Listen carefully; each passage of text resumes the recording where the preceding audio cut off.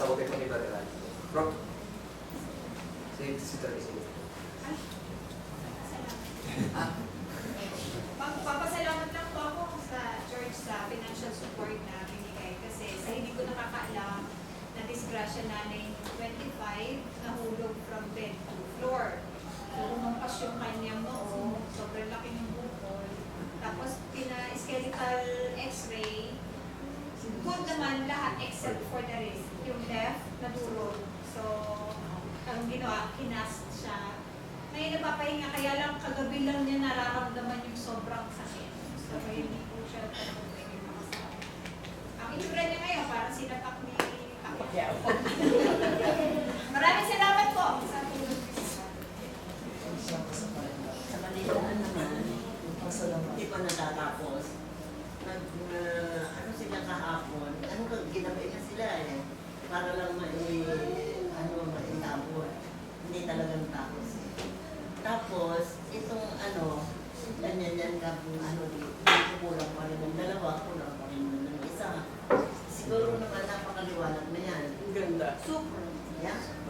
Super Kita ganda. na kayo. Super ganda. Yan, yung rulo, yung kurtina na yan. Papalitan yan. Kasi matagal na rin naman yan eh. Nagkakabawa ako. Yung latest ngayon na like, Parang ang sa akin kung isasara mo raw, itim. Ngayon kung bubuksan mo ng ganyan, parang silver.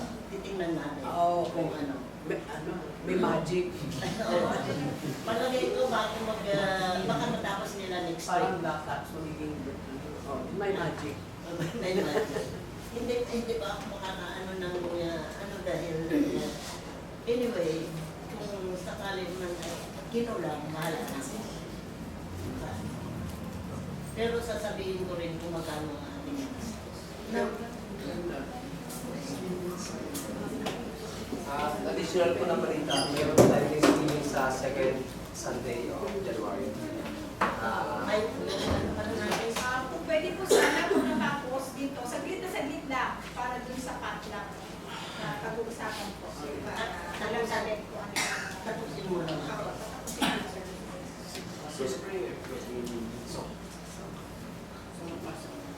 Para po sa ating muling awitin po natin yung sigulan mo. 644. Ngayon, tingnan po si Malabigyan mo yan para sa tamang po natin sa panalangin. 644.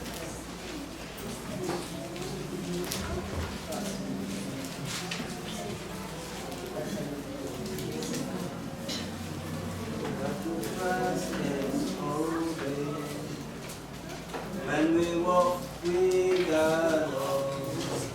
Ready? Sing. When we walk with the Lord in the light of His word, what a glory He sheds on our way. While we do His good will, He abides with us still, and we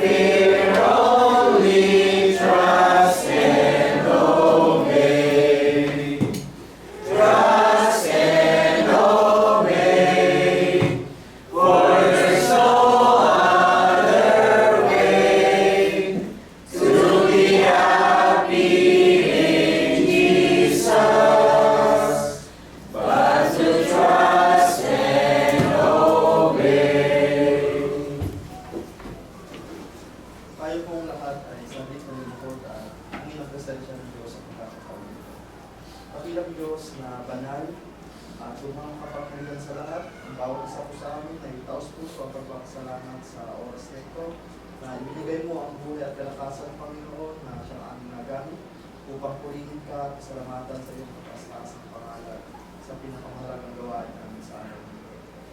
Lubos din ang aming pagpapasalamat, Panginoon, sa lahat ng biyaya at pagpapala na natanggap po namin sa oras na ito at din sa mga nagdaang araw at sa mga susunod pang mga araw, Panginoon, ay patuloy ko nawa kami pagpalain sa mga bagay na kailangan po namin. Salamat din sa kaligtasan na binibigay mo at pinagkakaloob sa pang-araw-araw po namin pamumuhay, Panginoon, na kung saan kami naroon ay ipinagkakaloob mo ang kaligtasan sa bawat isa sa amin. Dalangin po namin, Panginoon, sa oras na ito na nawa ang mga salita mo na ibinahagi ng iyong mga aral ay tuloy mo sa aming puso at isipan, manahang sa liwa ito, Panginoon, upang maging gabay namin at kalakasan sa araw-araw po namin at paggamit namin kalasan sa pagharap sa anumang uri ng tukso o kasamaan dito sa sanglibutan, Panginoon. Gawa ay gumamit ka pa na mga kapatid na handang turo ang iyong aral, ang iyong katotohanan sa mga hindi patuloy ang mga aral dito, Panginoon, upang sa ganun ang bawat isa po sa amin ay magkaroon ng pag-asa sa buhay ko walang ng Diyos na iyon ang mga pinatalo. Iniling po namin, Panginoon, sa oras na ito na kami ay bigyan mo ng kapatawaran sa mga pagkakasala na aming nagagawa sa iyo, Panginoon, isip sa salita at sa gawa. Kapatid po namin nalalangin, Panginoon, na bawat isa sa amin ay alam mo sa kung paraan kami nakakagawa ng paglabag sa iyong bangal ng kapusan. Huwag maging dapat kami sa iyong harapan, Panginoon. Nadalangin din po namin ang aming kapatid, si Sister Bernie, Panginoon, nawa ay tutuin mo ng iyong mapagpalang kamay na ipagkaloob ang agaran pagaling mo, Panginoon, at sa mga susunod na pagkakataon ay makasama po namin hindi siya na tutuloy at papasalamat sa iyo. Nawa ay bigyan mo siya ng kalakasang pisikal at yan din ay mas uminit ang kanyang espiritual na pananampalataya sa iyo sa mga ganitong pagkakataon, Panginoon, na dumadaan sa sakit o suliranin. Nawa, Panginoon, ay maranas mo ang iyong pag-ibig sa bawat isa po sa amin. Hinihiling din po namin, Panginoon, sa mga kapatid po namin na wala sa oras nito sa anong kailangan. Ikaw po ang Diyos ng pangangaligan sa lahat na nakakaalam na kung ano ang nararapat para sa kanila, kung sila nasa pagkakataman, magaling mo sila at bigyan ng solusyon ang kanilang mga pinagdadaanan kung mayroon ng po, Panginoon. Hinihiling po namin na palakasin mo kami sa lahat ng pagkakataon sa mga suliranin na aming pinakaharap sa araw-araw, Panginoon. Nawa ay bigisin mo kami ng iyong pag-ibig at balutin ang iyong banal na Espiritu upang kabutihan po ang aming magawa sa mga araw-araw. Hinihiling po namin na gamitin mo kami sa makabuluhan at mabuting mga bagay, Panginoon, habang kami ay tuluyang nabubuhay sa sarili mo, Panginoon. Nawa ay gabayan at ingatan mo kami sa pansamantalang pagniwala-walay po namin sa oras na ito. Ingatan mo kami sa lahat ng pagkakataon, Panginoon. Bigyan mo din kami ng panibagong pag-asa sa taong darating, Panginoon, na ang bawat isa sa amin ay putusin mo ng iyong biyaya at pagpapala, siksik, digdig at tumaapaw, Diyos. Ang bawat isa din ay gampanan na mas mainam ang pagsamba nito at pag-adalaw sa mga ganitong klase ng gawain, Panginoon. Ang lahat po ng mga bagay nito ay aming idinadalang at pinagpapasalamat ang lubos sa tanging pangalan ni Jesus, naming Panginoon at Kapagligtas. Amen.